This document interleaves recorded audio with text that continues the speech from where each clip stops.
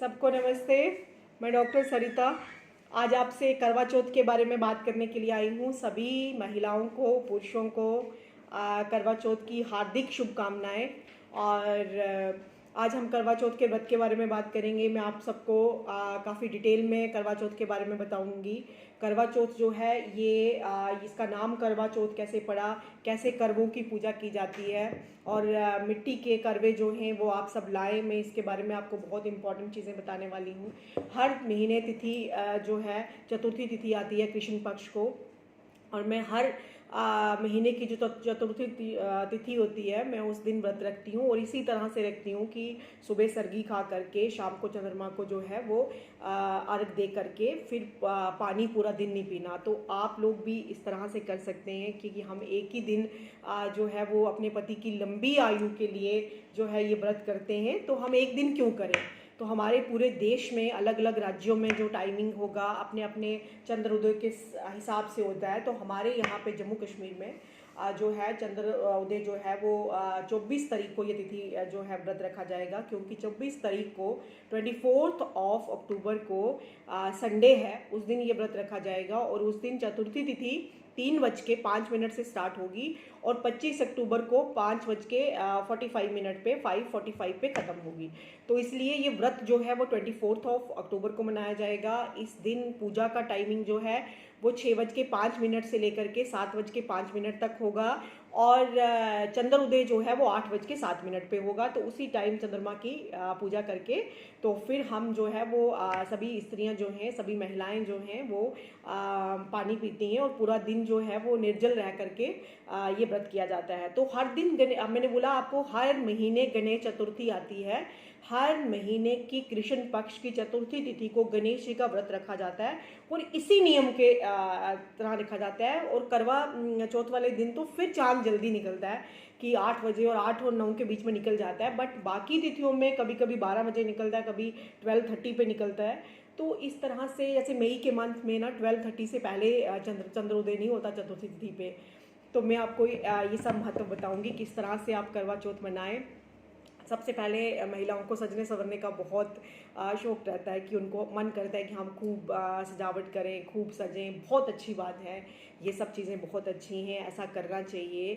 और व्रत जो है वो किन चीज़ों का होना चाहिए ये भी मैं आपको बताऊंगी। व्रत में हमें किसी की निंदा नहीं करनी है, किसी से झूठ नहीं बोलना है, कभी किसी के को क्रिटिसाइज़ नहीं करना है। इन सब चीज़ों को हमने ये चीज़ें नहीं करनी है। तो ये व्रत जो है वो इस तरह से मनाया जाएगा कि जिस तरह से सब महिलाओं के से मैं ये बताती हूँ कि आपने जिस दिन गणेश जी का व्रत रखना है, इसमें आपने गोरा माँ की पूजा करनी है, पार्वती माँ की। सुबह जब आप सरगी खाते हैं तो उस टाइम पे आपको पार्वती माँ की पूजा करनी है। और पार्वती माँ के ही पुत्र हैं श्री गणेश जी, उन्हीं का व्रत होता है ये। और ये अनमैरिड लड़कियां भी रखती हैं, जिनकी शादी अभी नहीं हुई होती, वो भी इस व्रत को करती हैं। और इस व्रत को बहुत अच्छे से हमारे नॉर्थ इंडिया में, पर्टिकुलरली पंजाब में बहुत अच्छे से सेलिब्रेट किया जाता है। तो ये जो व्रत है, इस व्रत में आपने कुछ नियमों का पालन करना होता है कि सुबह हमने सरगी खानी है।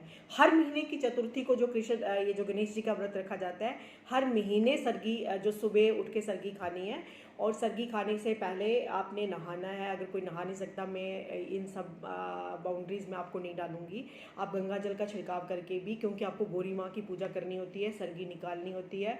और उस टाइम पे आप जो है वो अच्छे से पूजा पाठ करके फिर आप जो भी आप खाना चाहते हैं वो आप खाएं। सरगी खाने के बाद आप जो है, कुछ लोग सो जाते हैं, कुछ सोना चाहते हैं तो अच्छी बात है।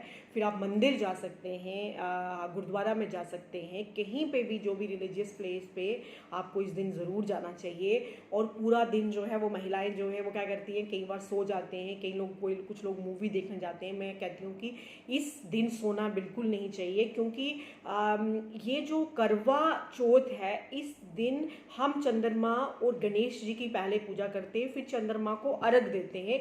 इसके पीछे बहुत लंबी स्टोरी है, वो मैं आपको फिर किसी दिन बताऊंगी। बट अभी मेरा जो फोकस है वो करवा चौथ पे है, तो इसीलिए मैं इस टॉपिक पे बात कर रही हूँ कि आपको करवा चौथ वाले वाले दिन में सोना नहीं है, मैक्सिमम आपको पूजा पाठ करना है, सुई में आपको धागा नहीं लगाना है। जब सुबह आपने सरगी खा ली, चाहे आप सो गए चाहे आप मंदिर गए, उसके बाद आपने घर में अपने पति को नहीं जगाना, किसी को भी नहीं जगाना है। उसके बाद आपने कोई चीज़ काटनी नहीं है, किसी ऐसी चीज़ में सुई में आपने कोई धागा नहीं डालना है, कुछ सिलना नहीं है, कुछ काटना नहीं है, किसी को जगाना नहीं है। कोई रूठा हुआ है अगर आपसे तो उसको आपने मनाना नहीं है।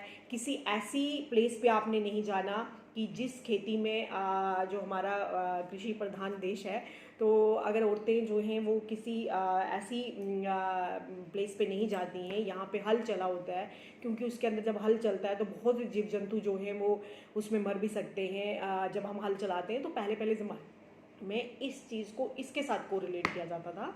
तो हमें ऐसी ज़मीन में पाँव नहीं रखना है। कोई घर में कोई चीज़ जब आप साफ़ करते हैं तो आप उसको हिला करके साफ़ करते हैं, वैसे नहीं करना है आपने।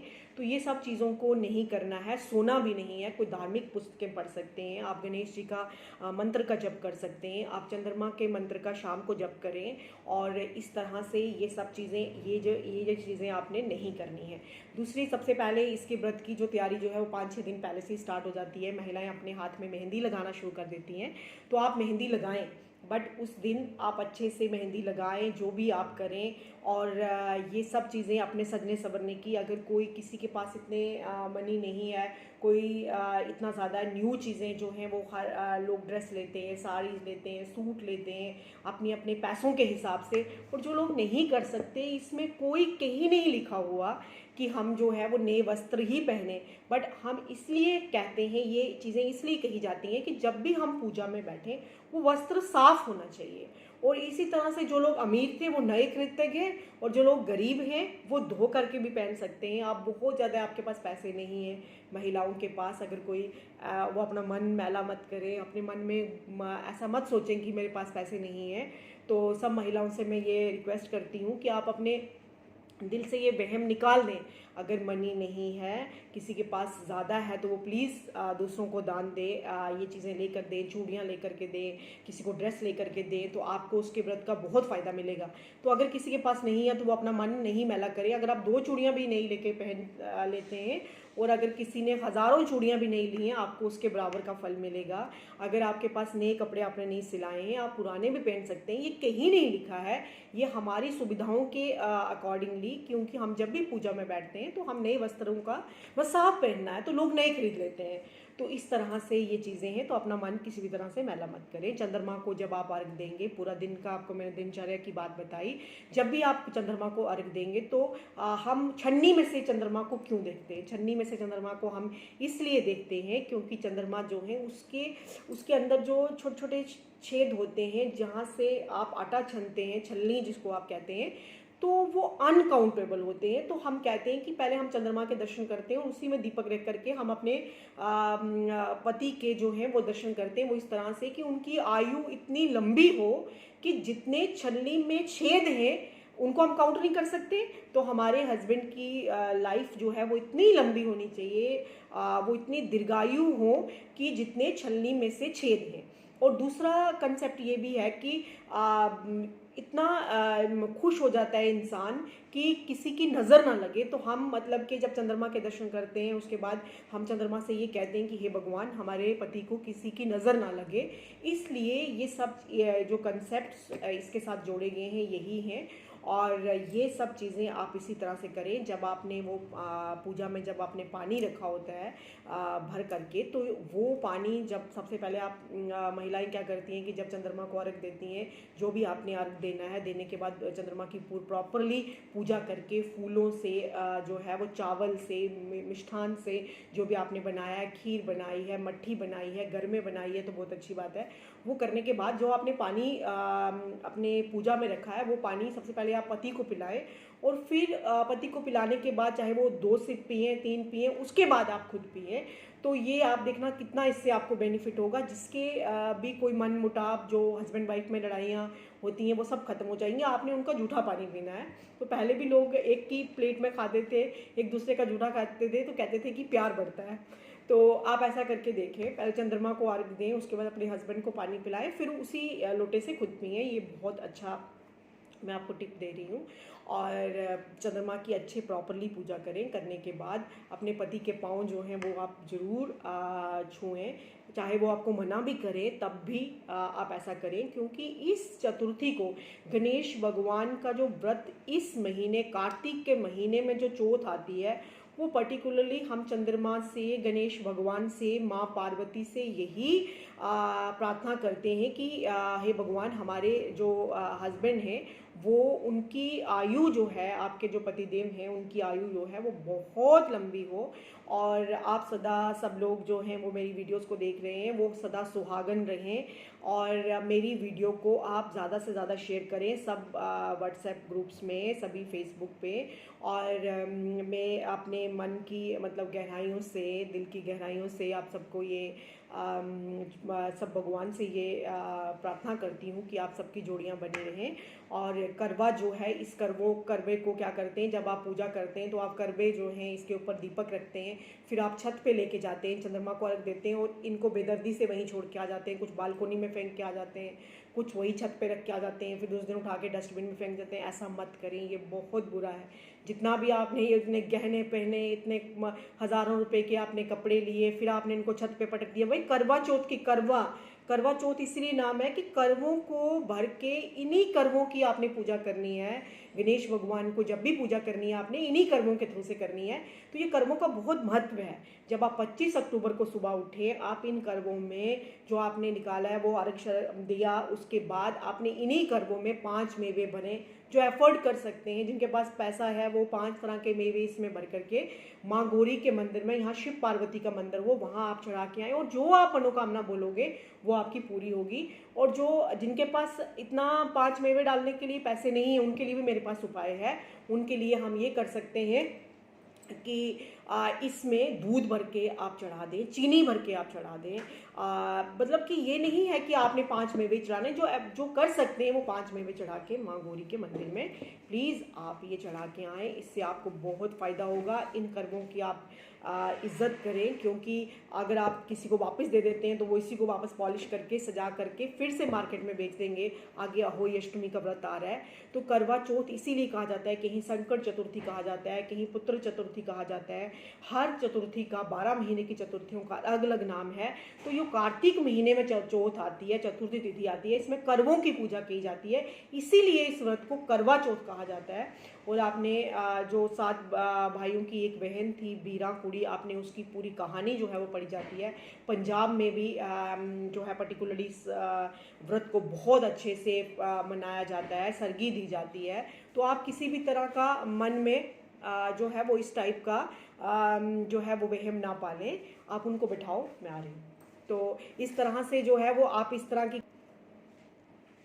तो करवों का बहुत महत्व है, तो आप इनको ऐसे मत फेंके। और इनमें आप कोई भी मिष्ठान भर करके, चीनी का भर के, दूध भर करके आप गोरा माँ के, पार्वती माँ का जो भी मंदिर होगा वहाँ जाके चढ़ाएं।